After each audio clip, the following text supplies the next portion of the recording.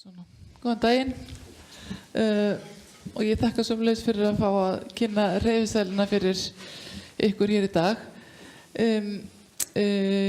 Hreyfiseðll úrræði sem var ákveðið að vera hluti af heilbrigðisþjónustu landsmanna í maí 2014.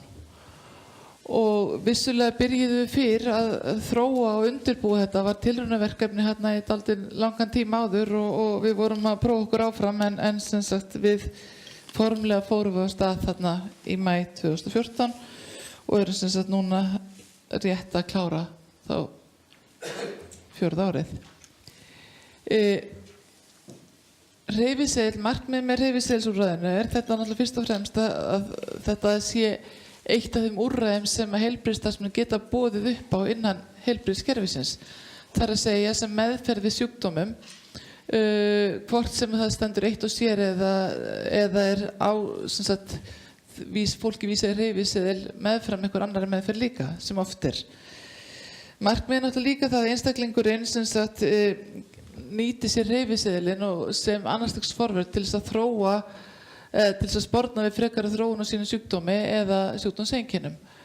Síðan viljum við náttúrulega líka almenningur þekki til hreyfiseðlana, viti fyrir hvað þeir standa og geti þá komið inn á heilsugæslustöð og þá óska sérstaklega eftir því telji þeir að þeir muni hafa notað slík úrræði eða geta nýtt það. Þarna neðst setti ég bara linki, ég ætla ekki að opna á hana því að það tekur langan tíma, en þetta er linkur á nýjustu fréttina sem kom á laugardaginn í fréttum Ríkissjónvarpsins hreyfiseðla. Ef þið hafa áhuga þá getið þið bara farið á rúv.is og skoða laugardagsfréttirnar. Það sem er gott yfirlit yfir það sem talað við hreyfistjóra, annars vegar og svo sjúkling hins vegar sem nýtti sér þetta úrræði eða nýtti sér enn í dag. Bara örlítið til þess að segja ykkur hvað hreyfiseðill er, að þá er þetta meðferð við sjúkdómum, þetta er meðferðarúrræði. Þetta er tilvísun á ráðlaga hreyfingu út frá bestu þekkingu sem til er það hvernig við getum notað hreyfingu til að sporna við þróun sjúkdómsins sem við eigum við að stríða. Þetta er stuðningur frá fagaðila sem sagt ráðlaga hreyfingu. Og svo þá náttúrulega það að við viljum hafa það loka markmið að þetta sé lífstíllinn okkar, að við hreyfum okkur reglulega. Og þetta er hins vegar ekki það sem stendur hérna hægra megin á glærunni, þetta er engin krafa einhver afrek eða mikla ákefð. Flest okkar fólk er með litla getu og þar lendi byrjað að hægt og rólega. Þetta er ekki niðurgreiðsla á æfingagjöldum. Þetta er stuðningur, niðurgreiðslan felst í stuðningi og hvatningu sjúkraþjálfara eða hreyfistjóra sem starfar á heilsugæslustöð til þess að halda utan um hreyfinguna og styðja þig áfram, hvetja þig áfram og búa til prógram sem hentar þér og þinni getu og þínum sjúkdómi.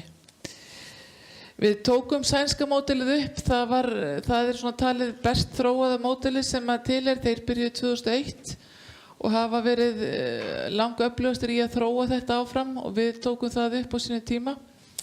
Einstaklingurinn er hérna í miðjunni, þar sem hann fær einstaklingsmiða ráðgjöf og hvatningu reglubundna hreyfingu.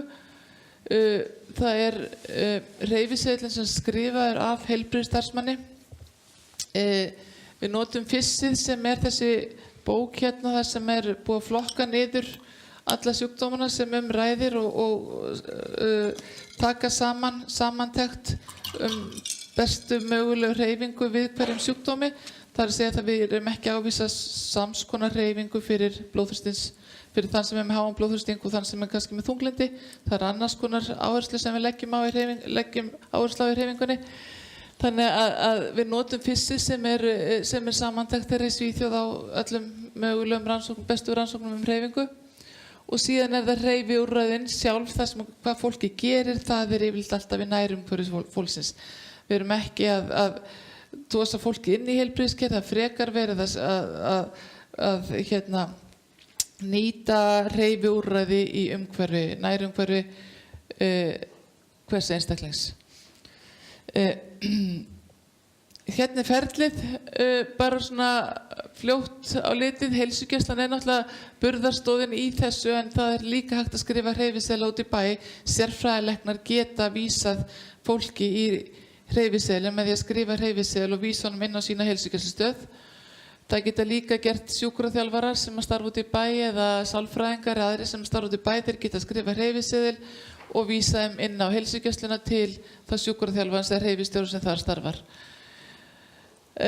Algengast þó að fólki komi inn á heilsugæslustöð og þar fer fram eitthvað samtal við eitthvað heilbrigðisstarfsmann, lækni eða eitthvað annan heilbrigðisstarfsmann sem að kynnir það úrræði fyrir sjúklingi og honum þá vísa áfram til hreyfistjóra sem að leggur þá upp hreyfiáætlun. Ég fer aðeins yfir það á eftir hvað hann nákvæmlega gerir en síðan fer hann þá sjúklingur þegar hann er komið sér hreyfiáætlun þá fer hann að stunda sína hreyfingu einhvers staðar út í nærumhverfinu, í gönguhópum eða sundstöðum, líkamsræktarstöðum, einhvers konar hópþjálfum, almenningsíþróttadeildum eða þjálfun á eigin vegum. Flestir eru þar að þjálfa á eigin vegum en svo margir í einhvers konar hópum, líka gönguhópum og öðru slíku.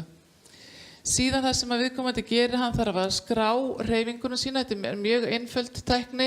Við skráum hana rafrænt og inn á ákveðin vefsíðu þar sem að er þá haldið utan um hreyfinguna. Hreyfistjórinn sér hvort að viðkomandi er að halda áætlun með það sem að var upp á að skrifað og lagt var til og þannig nær hann að það fylgjast með því hvort að viðkomandi er að hreyfa sig eins og upp á að skrifað. Þetta er ferli í rauninni að læknir eða annar heilbrigðismaður kynnir semst fyrir sjúklingnum hreyfiseðilinn og pantar tíma hjá hreyfistjóra og hann hittir hreyfistjóra sem er sjúkraþjálfari og starfar inn á öllum heilsugæslustöðum. Þeir starfa líka á Landspítalanum og Reykjalundi. Þeir hitta sjúklinginn bara í eitt skipti. Og það er klukkutíma samtal, það sem nota áhugahvetjandi samtalstækni til þess að finna og meta hvar áhugi viðkomandi er, hver getan hans er og svo að búa þá til hreyfiáætlun út frá þessu fissi hérna sem við notum sem biblíun okkar. Við gerum framkvæmum 6 mínútna göngupróf og við notum borgskalan til þess að kenna fólki að nota borgskalan til að meta álagið, hversu mikið það á að hreyfa sig og hvað er eðlilegt að finna þegar maður er að reyna á sig. Við notum virknispurningar sem við spurjum ákveðna virkni, hversu mikið hreyfur þig, hefur hreyft í síðasta viku að einhver ákveðna marki og þessar spurningar aftur spurt eftir við útskrift og svo er langtíma eftirfylgd 6 mánuði, 12 mánuði, 18 mánuði en í rauninni erum við ekki komin mjög langt í því ferli að vera með langtíma eftirfylgd af því að kerfið okkar býður illa upp á það en bara til að bæta við að því að Margrét var hérna áðan að tala heilsuveruna þá erum við að flytja þetta samskiptaforrit okkar sem yfir í heilsuveruna núna 20. maí og það er á einn af mínum síðum þá bólusetninga sjúkraskrá þá stendur það hreyfiseðill líka inn. Þannig að hann fer þar inn í svona tilraunaverkefni tilraunaskyni fyrstu yfir sumarmánuðin og verður svo alfarið komið inn þá í haust inn í heilsuveru. Sem sagt sjúklingurinn skráir hreyfinguna sína inn á þessu vefsíðu og þá fær inn í gegnum þetta samskiptaforrit og þá fær hreyfistjórinn upplýsingar það hvort að viðkomandi er að hreyfa sig eins og upp á að skrifað. Sjúklingurinn getur sleppt í að fara inn á vefsíðuna, hann getur nota síma sinn, við skráum símanúmer hvers og eins inn í kerfið og þegar hann hringir því númeri sem skráðir inn í kerfið þá bara kemur símstöð sem segir hreyfing móttekin eða eitthvað slíkt og hreyfing hefur verið skráð og þá skráist hreyfingin inn í samskiptaforritið. Við erum líka búin að tengja þetta forrit þessa heimasíðu við Strava og Runkeeper þannig að þeir sem eru tæknivæddari og nota slík upp til þess að skrá hreyfingunum sína þá er nóg að kveikja á þeim og þá skráist hreyfingin beint yfir. Eftirfylgdin er í gegnum þetta samskiptaforrit eins og ég sagði ykkur og þannig að ef ástundunin fer niður fyrir 70% af því sem upp á að skrifa, þá lætur kerfið sjúklingin vita þú hefur að hann hafi ekki stundað hreyfingu eins og upp á að skrifa og líka náttúrulega hreyfistjórinn fær líka þessa áminningu og þá hefst eitthvað samtal. Þá tekur hreyfistjórinn annaðhvort upp símann eða nota tölvupóst til þess að fylgja þá betur eftir hvers vegna viðkomandi, hvað hafi komið upp á, hvort hann geti eitthvað stuttan frekar, hvort þetta hafi verið á erfitt sér og mikið og eitthvað slíkt til þess að aðlaga þá hreyfiáætlunina betur að viðkomandi. Það fer alltaf greinagerð til læknis eða heilbrigðisstarfsmanns á 3 mánaða fresti eftir því hvernig gengur, þar sem svona sýnt fram á hvernig viðkomandi hefur staðið sig í hreyfingunni og hreyfiseðillinn hann gildir í alltaf 1 ár.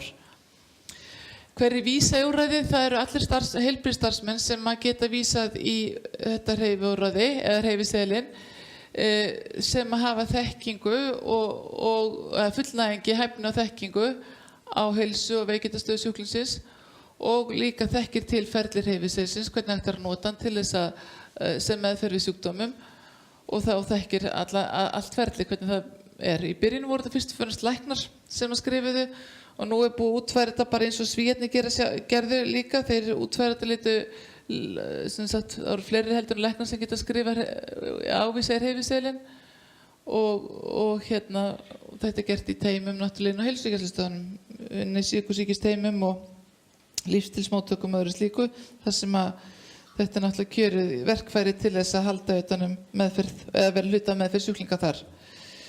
Þetta fissið, því ég ætla kannski ekki að segja meira það, ég ætla bara eins að ég veit þetta á ensku, eitthvað kannski skiljið af þessu, en þarna eru þessi sjúkdómsflokkar sem eru inn í fissinu sem við notum til þess að það sem búið það sem heilmikil þekking hvernig við getum notað hreyfingu sem meðferð við þessum sjúkdómum og við erum búin að þýða ekki alveg allt þarna, en við erum búin að þýða hluta af þessu sem þá inn í okkar vefsíðu þar sem að hreyfistjórarnir nota til þess að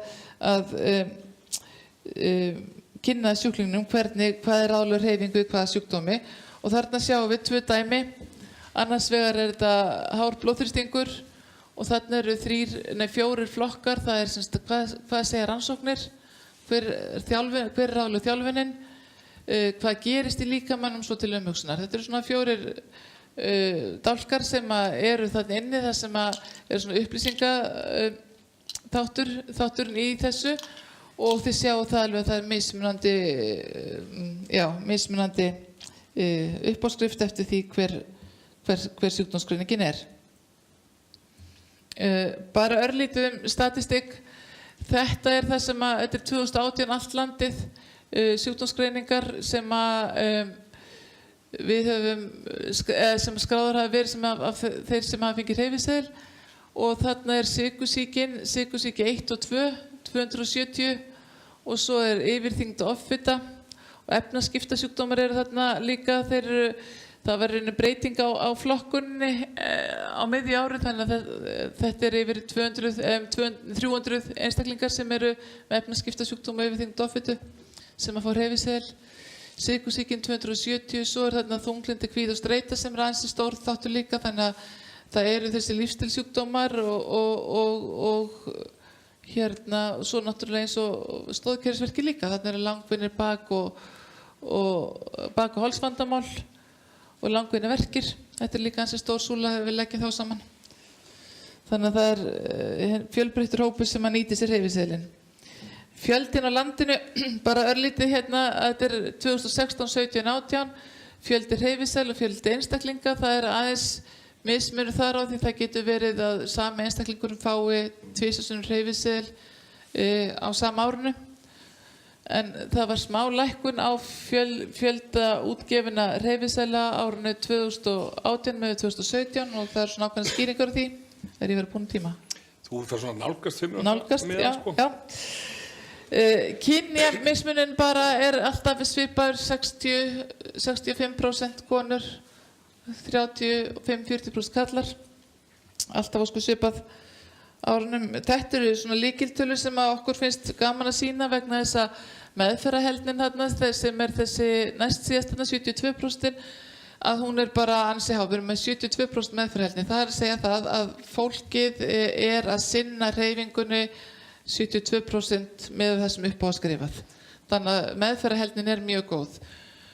Við erum hérna með smá breytingu árið 2018 í meðallengd á hreyfiseðlum sem kannski strangari vinnureglur hjá sjúkraþjálfarunum þegar þeir eru að ákveða það að útskrifa fólki, ekki láta fólki vera að hanga í úrræðinu ef það ekki að sinna því. Aldursdreifingin 16 ára til 92 ára og meðalaldurinn kringum 50 ár, öll þessi ár. Örlítið hérna bara, ég ætla að sýna ykkur þarna, þetta eru forskriftir eftir meðferðarheldni og lengd hreyfisins. Bara einungi sem ég langar að sýna ykkur þarna, að meðferðarheldnin marktækt lægri hjá þeim sem eiga við andlega sjúkdómastríð, þunglyndi, kvíða og streitu. Og það líka yngsti hópurinn okkar. Við sjáum það líka hérna að það tiltölulega yngra fólk í þessum sjúkdómshópum heldur en í öðrum, eða sjúkdómsflokkum. Við erum með einstakar aðstæður á Íslandi. Þetta náttúrulega ekki eitthvað íslenskt fyrirbæri þó þessi rafræna skráning íslenskt fyrirbæri, en þá hreyfiseðill til víða heim, og það sem við erum svolítið sérstöðu það að við höfum verið þeirra gæfa aðnjótandi að við höfum haft sama innleiðingarhópinn sem hefur verið innleiða hreyfiseðilinn á öllu landinu frá 2014. Og við erum í litlu samfélagi, þannig að það auðvelt að halda utan þetta. Við erum með sterkt net okkar á milli og getum einfalt að samræma aðgerðir, og það bara því við búum á svo litlu landi það sem auðvelt að við erum með 25 hreyfistjóra eða sjúkraþjálfara sem starfa á 36 starfsstöðum út allt land, og við erum í rauninni vinnum við allir hreyfistjórar vinna í sömu verkferlum. Í rauninni ætla ég bara svo að sýna þetta hérna. Við erum með hægt sígandi upp á við, kannski sem ekkert ósvipað því og gerist í Svíþjóð þegar þeir byrjuðu, þannig að við erum á svona svipuðu trekki þeir, þannig að markmiðið að vera með 10 hreyfiseðla per 1000 íbúða. Í dag erum 4,7 eða 4,6 held ég, þannig að við erum hálfnuð. Þannig að smám saman kemur þetta. Ég ætla ekki að hafa þetta lengra og tek við spurningum ef þið hafið einhverjar. Ég sýnst þér einn spurning að það aftast.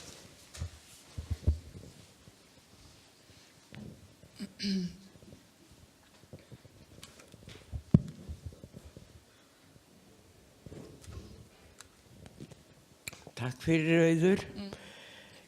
Mér langar að ræða það að nú eru margir hreyfihamlaðir með alla þessa sjúkdóma sem þú hefur nefnt. Einhver úrræði fyrir þá með einhvers konar hreyfiseðla? Þá ég meina þeir fara kannski ekki í göngu eða hlaup eða eitthvað svoleiðis, en geta kannski synt eða eitthvað. Hafið þið eitthvað hugsað það? Já, það fólk með ýmsu sjúkdóma sem nýta hreyfiseðilinn. Auðvitað aldrei einfalt. Það eins og Biblían okkur segir til þá áttu að hreyfa svona með þunglindi, en svo áttu eitthvað öðru sér hafa blóðþrýsting, og svo ertu kannski með 3-4 aðra sjúkdóma. Þá þurfum við að finna, hreyfistjórarnir, sjúkraþjálfararnir þurfum að finna bestu leiðina til þess að finna hreyfingu sem hentar viðkomandi, því að slitgigtin hamlar kannski því að hann geti labba hratt eða eitthvað slíkt, skiljið.